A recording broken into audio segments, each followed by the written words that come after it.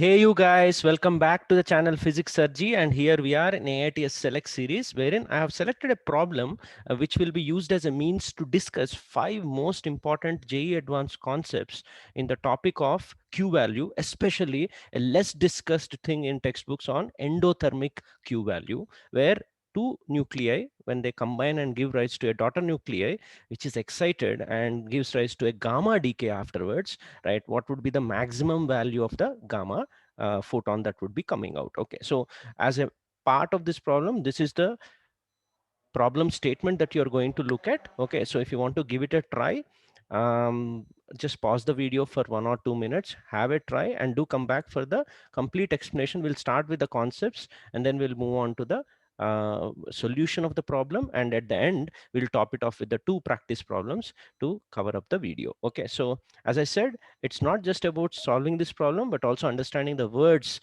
and terminologies that are used throughout the wording of the problem. Okay, so I hope you have given it a try. Let me start with the formal wording. Consider an endothermic nuclear reaction. A plus B gives rise to C, whose Q value is given by minus E by 4. Mass of the nucleus A and B are m and 2m, and they are moving with kinetic energies 2e and e respectively in the same direction before the collision. Assume the collision to be perfectly inelastic, thus forming a daughter nucleus C. C gets excited by absorbing all the nuclear energy released from the nuclear reaction.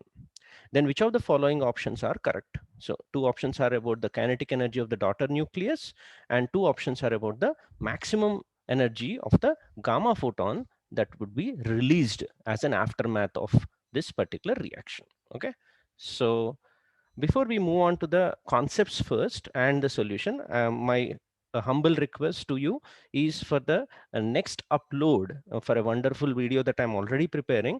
I would request you to target a likes of 750 on this particular video, or share it amongst your peer groups so that I end up getting 300 subscribers more.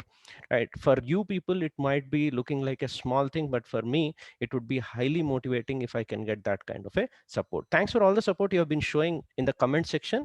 I'm just requesting you to be slightly more aggressive and convert it with just a like from your side. Okay, so with that out of our way, let's move forward. Let's start with the first concept, which is this difference between scattering and nuclear reaction that students need to understand.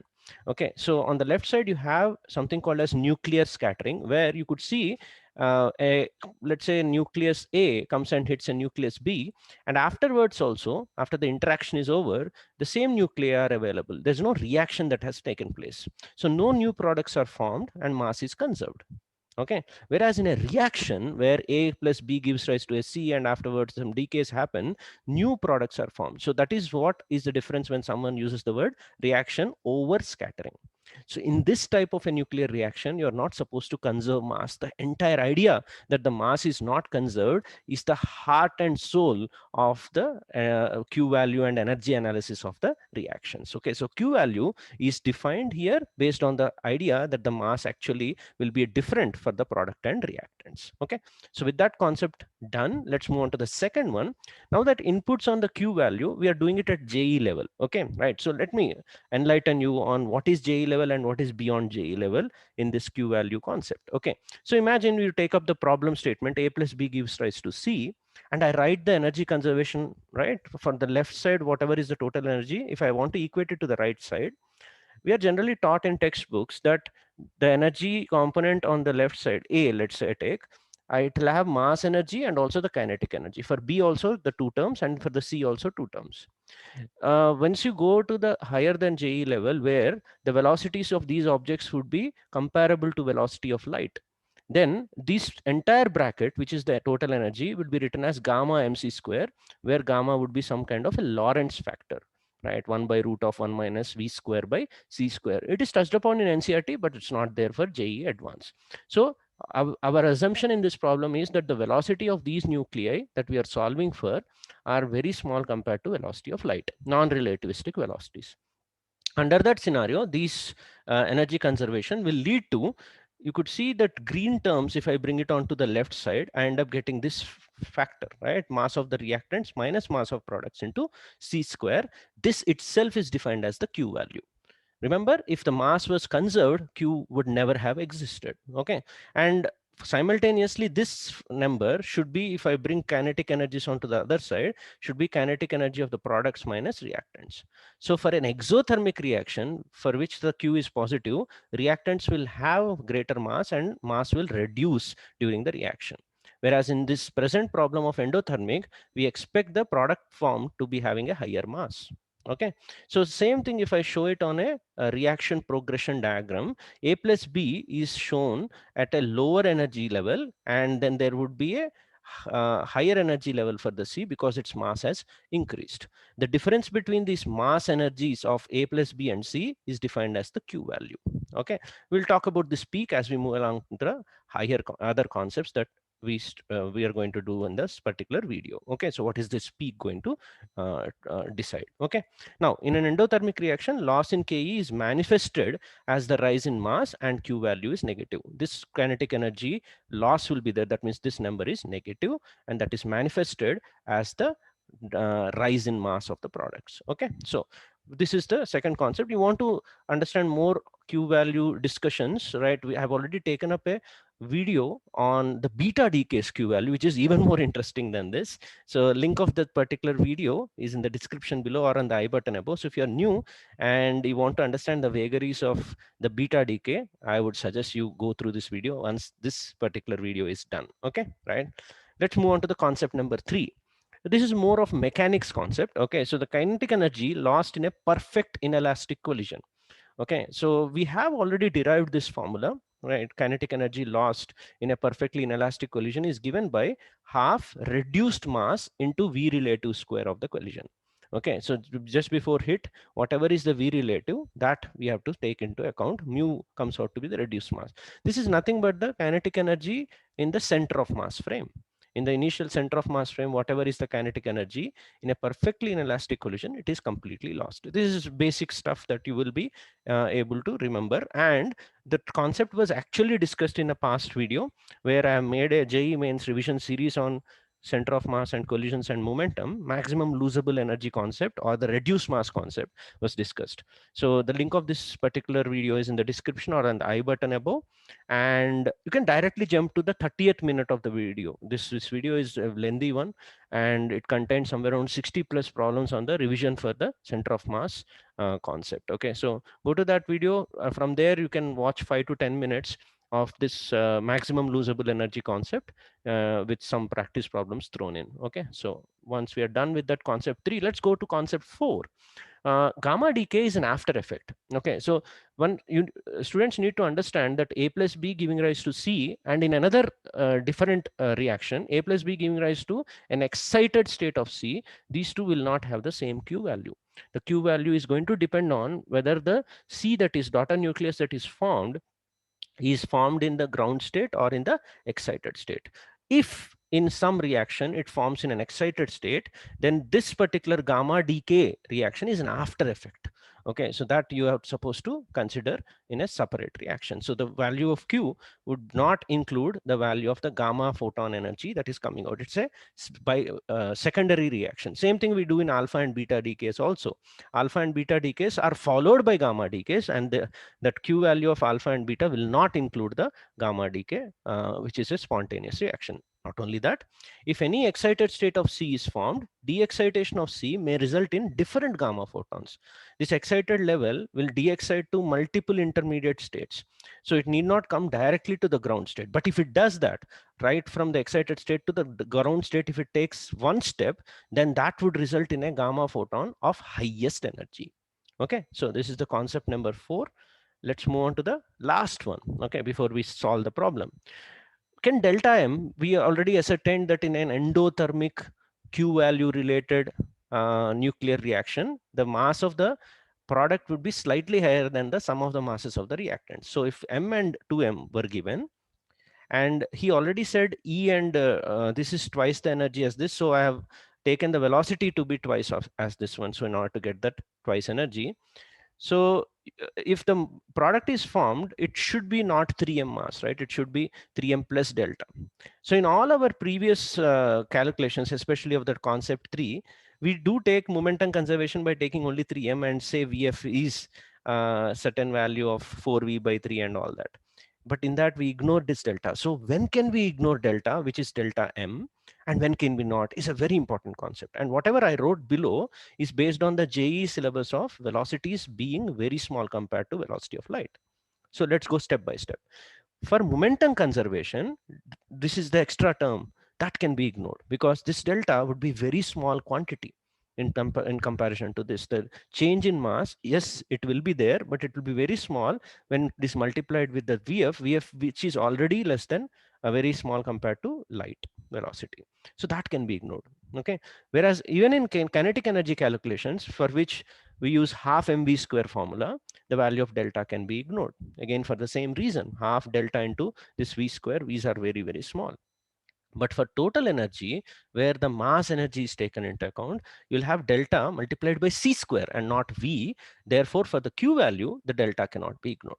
So you see any textbooks, they say that the q value we take delta, but for momentum conservation or kinetic energy conservation or kinetic energy calculation, we don't consider this delta. For mass of c, they'll write it as 3m. That is because of these factors being ignored in comparison to large values. Okay, so that clears the concept why we are going to do the solution this way.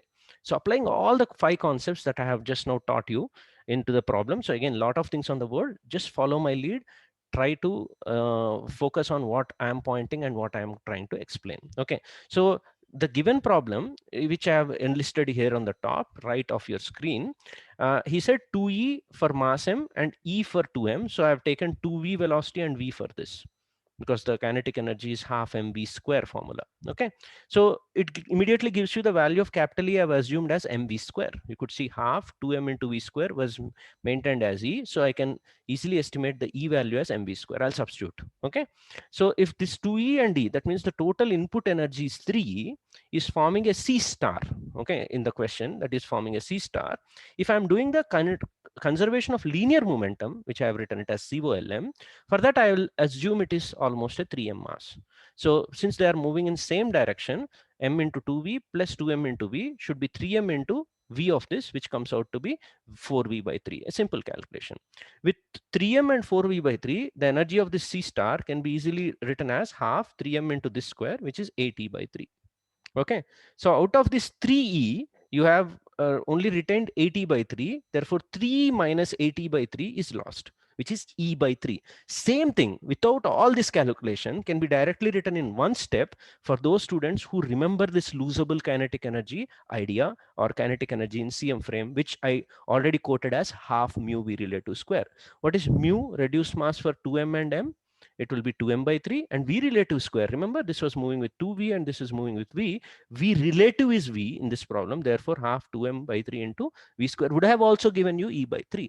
So either by using the basic concepts and getting to 80/3 and realizing that 3 minus 80/3 is E/3, or directly using this step, you will be able to realize that the kinetic energy lost would be E/3. That means the internal energy rise, where is this E/3 going? The lost form of energy. He said in the question, in the wording of the question, he said, let me go back and highlight that one. He said, assume all the energy is getting absorbed by C to form that C star. Okay, so whatever E/3 that has been lost according to this calculation goes into the C star. So in this energy reaction diagram, the A plus B to C star, the gap is E/3. Remember, the Q value was given for A plus B giving rise to C and not C star. So the gap between A plus B and C's ground state was E/4 mod Q, because Q is negative. I've written it as mod Q. So if C star has to come down to C by de-exciting, there are multiple ways of doing that. There could be some intermediate energy states also. Since he had asked for the maximum value of the gamma photon, I'm assuming a direct de-excitation from this C star state to C state, which is nothing but the energy difference between E/3 and E/4. So when C star undergoes gamma decay, it can do so in steps or do it in one step. Okay, right? Do it in one step. So do it in one step. And when gamma emitted was is going to have maximum energy.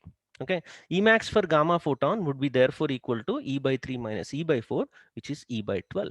Okay, so let me mark the answers before we move on to the practice problems. Right. So the kinetic energy of the daughter nucleus came out to be 80 by 3 in our calculation. This daughter nucleus is the C star, remember? And some of you might be thinking, if this is going to give out the gamma photon, will the final C have the same 80 by 3? Remember, the gamma photon is going to carry very less momentum. It's going to carry high energy. H nu is very high for gamma photon, but momentum of that gamma photon, which would be again H nu by C, is a low value. So there won't be much change from the kinetic energy of C star to C. So you could argue that this is going to be 80 by 3, even if you had asked for the energy of C. Okay, right. And the other one would be this answer. Okay, so apart from some people who answered this as AC in my community tab, I hope you have got through all the points that we discussed thoroughly here. Okay, so let's move on to the practice problems.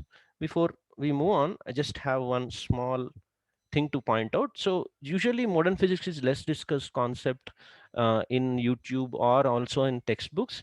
So I would request you to watch. I have produced only few videos on modern physics. The playlist link is in the description below or I button above. And you can give me suggestions in the comments section of either those other videos that you're going to watch or in the video, this one itself, on which topic I should take up, subtopic I should take up on modern physics, so that I can bring problems through which I can teach you the concepts. Okay, so I'll be eagerly waiting for your suggestions in the comment section below. Okay, now practice problem one, I have picked up a nice question from the 2013 JE paper. Okay, Q value in alpha decay. So this is how the JE has given a passage with lot of information and two questions. One a simple conceptual one, and the second one where a lot of students faltered actually is on the alpha decay situation. So where Q value would be a important concept to understand. Okay, so I fondly remember this question because this question was the primary difference between my student getting AR1 in the 2013 paper. There was another competitor who got this second question wrong, and his rank bounced out of top 10. Okay, doesn't make any much difference, but just gives you enough motivation to attempt it very carefully. Okay, so let's move on. Practice problem two, again another one on endothermic Q value. Just a very simple question so that you can get through this concept very easily. Okay, try using some practical understanding of what he's asking, because all information may not be there in the question. But if this wording comes in the exam, what would be your best response is what you should be looking at. So comment your answer below along with the timestamp of this particular question so that I can respond whether your answer you calculated was correct or not. Okay, so once these practice problems are done, I would request you to participate in the QOTD challenge that is going on in the Discord server. I've already discussed it in the past videos also. Question of the day. New questions are generally compiled and created by the students there. I'll also produce some questions per week. And if you are not part of Discord server, I have been giving you the taste of those questions in the community tab of this YouTube channel. You can check that one out. And what is Discord and what is it all about, and how our Discord server, Physics Surgery official Discord server, helps students. I have produced a video on that. Please try to go through that. And if you are impressed and you find it useful, please do join. I request you to join. If you don't like it, you can always leave. Okay, right. So, and please do check out all the AITS Select series questions that I have produced. I think more than 30 by now. I don't remember, maybe 25 to 30 at the time of this video. So they're not just questions. Each question was selected based on what is the important concept that students need to know for JEE Advanced. So there is a rhythm to those questions so that you need to understand. So apart from that, others important series that are going on in the series, in this particular channel, their links are in the description below. So please do check out. And in case you like this video and also others, please do keep liking the videos, even the old ones that you're watching, so that the channel's progress is not stalled and I get enough motivation to keep continuing and producing some awesome videos. So I'm coming up with the next one, which is going to be a real treat for you people. So try to reach the target of 750 likes as soon as possible so that I can upload as many videos before your JEE Advanced examination. So thanks for staying this long, and see you in the next exciting video.